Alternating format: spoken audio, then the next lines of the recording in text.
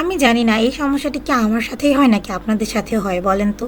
আমি যতই দিনের বেলা রাতের বেলা ডিনার কমপ্লিট করব না কেন, তারপরে আমার ঠিক 12টার দিকে পড়তে গেলে অথবা অন্য কোনো কাজ করতে গেলে ঠিকই আমার ক্ষুধা লেগে যায়। আজকেও তার ব্যতিক্রম হয়নি।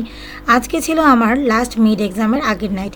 সো আমার এত বেশি পরিমাণে ক্ষুধা লেগে গিয়েছে যে আমার মনে হচ্ছিল ঝটপট করে কিছু একটা বানিয়ে খেতে হবে। তারপরে আমার মনে হয়েছে যে ঠিক আছে, ভাত তো আছে, সাথে ডাল তরকারি মাংস সবই আছে, কিন্তু আমার মাংসটা খেতে ইচ্ছে করছিল না, বিধায় আমি ভাবলাম ডাল দিয়ে নর্মালি একটু ডিনার কমপ্লিট করে নেই।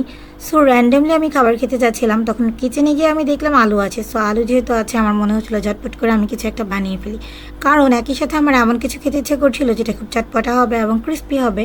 সো দেরি না করে ভাবলাম যে ওকে ফাইন, তাহলে আমি আলুগুলোকে সুন্দর করে আগে ভালো করে ধুয়ে তারপরে পিল করে নিই। অ্যান্ড একদম পিল করে নেওয়ার পরে যে পিলটা দিয়ে আমি পিল করেছিলাম, সেই পিলারটা দিয়েই খুব সুন্দর করে পাতলা পাতলা করে আলুগুলোকে স্লাইস করে নিয়েছিলাম।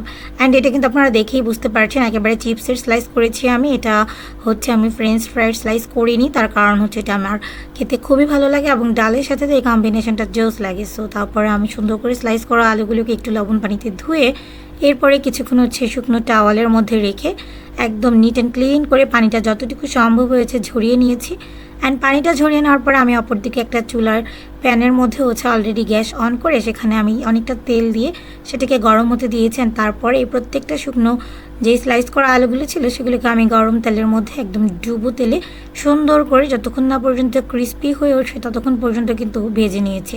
এবং আলুর চিপসগুলোকে খেতে কিন্তু দারুণ মজা হয়েছে এবং কতটা ক্রিস্পি হয়েছে সেটা আপনারা আমার একটা শর্ট ভিডিও আছে আমার ইউটিউব চ্যানেলের শর্ট ভিডিওতে গেলেই দেখতে পারবেন।